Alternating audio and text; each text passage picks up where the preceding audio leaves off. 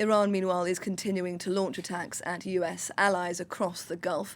Tehran has this Friday been firing missiles and drones into Kuwait, Qatar, Saudi Arabia and Bahrain, all countries which host US forces. Journalists this past hour reporting specifically hearing new blasts in Kuwait City. Well, I'm joined now in the studio by France 24 reporter Clovis Cazaly. Hi, Clovis. Hi. You've been meeting with tourists and also residents returning to Europe and also those hoping to return to Europe after being stranded in the Gulf. Clovis, we're also joined by a woman you've been speaking to, Saudia Ghazali. She's a French citizen living in Kuwait. Thank you, Saudia, for joining us today. But Thank first, you. Clovis... Good evening. Good evening. Clovis, first, presumably the main emotion that you've been having recounted to you is one of relief. One word, relieved. These people coming back from this war-torn region, this war raging in the Middle East, many tourists stranded, foreigners trying to come back to Europe. I met some of them.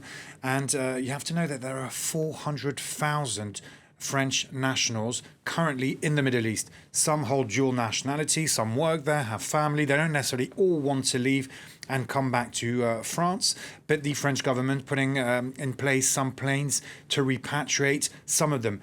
Very difficult because you can imagine the airspace is closed in most of these countries with the firing on both sides. Difficult for the planes to actually take off and come to Europe. So the French authorities struggling on that point. And the other important point is they are repatriating the most vulnerable, elderlies, families. So some people are still in the Middle East waiting to be able to get on a commercial flight or one of the French government. As I mentioned earlier, Clovis, we're joined now by a woman you've been speaking to. Hi, Saudia Ghazali. Welcome to France 24. Now, you're a French citizen living in Kuwait. What have you been experiencing today? Well, it's surreal what's happening here. I've been here 5 years, and Kuwait is my home. It's a place where I've nourished so many of my dreams, and I've grown as a person so much being here, and I never imagined that I would be in a situation like this. Waves of missiles and drones today around 2 p.m. Sirens almost constantly to announce the attacks, and then it's just deafening sounds, blasts that shakes the ground and the house and the windows. It's absolutely dreadful what's happening here. We're trying to stay calm, and the government of Kuwait has been extremely proactive and well organized to defend us. And I just want to salute the courage and the ability of the defense of Kuwait, the air defense of Kuwait, for intercepting several hundreds of drones and missiles and keeping us safe. The Iranian Revolutionary Guard saying a few minutes ago that they have been targeting US bases in Kuwait.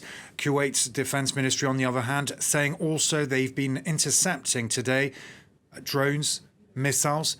Can you tell me what the authorities are doing for you? What are they telling you to do? Where are you finding shelter? And moreover, what is this experience like? The government of Kuwait has been showing a lot of control and planning when it comes to defending its people and the population here. We've had very clear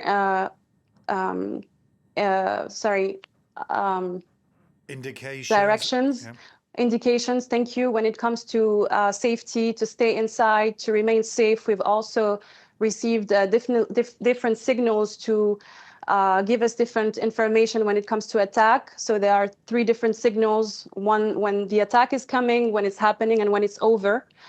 There are shelters and the addresses of all the shelters where to find safety. But overall, the government has been extremely calm to avoid panic and very clear when it comes to what to do and how to stay safe.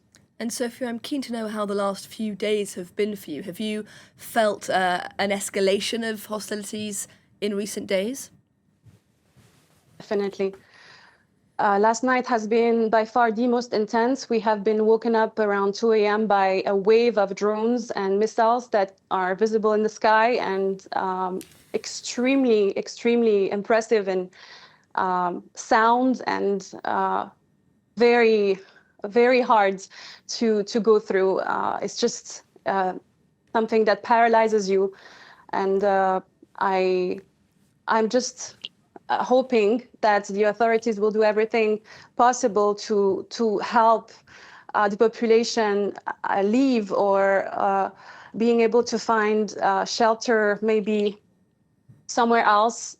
I'm not sure. At the moment, I wasn't imagining leaving. I don't want to leave, but the situation seems to be escalating. So I'm hoping that the government will help us get a repatriation soon.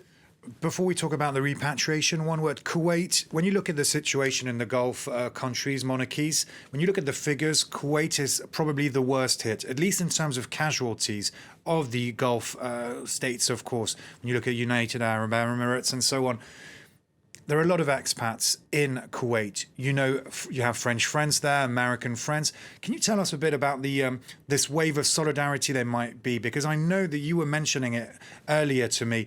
There is solidarity. You are keeping in touch with French nationals, but foreigners in general. Well, I have been receiving so many messages from the whole community. Everyone is being so supportive, and we're trying to look out for each other. We are constantly talking. There are so many WhatsApp groups, so many conversations happening.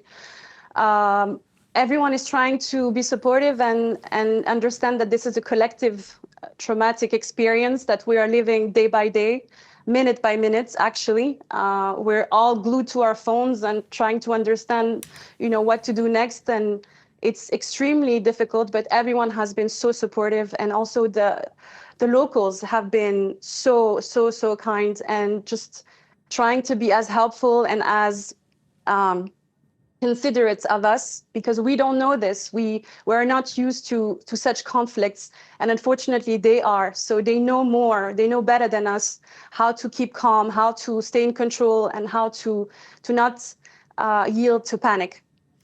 Now, the French authorities say they're prioritising the most vulnerable people for repatriation first. Are you hoping to be repatriated soon, or have you not yet made up your mind, if indeed that's a possibility for you in the coming days and weeks, if indeed this continues for that long? Well, I understand, of course, that now the most vulnerable are the priority, and I wasn't hoping that I would have to reach this point, and I was hoping that I could stay. I don't want to leave Kuwait. Kuwait is my home. It's where I've been building my life, and I wish that I didn't have to leave. But now it seems like we will have to leave, and I'm hoping that it will not escalate more. But last night, was so dreadful that I'm hoping that now everything will be put in order for us to be repatriated. But I also feel extremely heartbroken for the population here, and how unfair it is for them to go through this.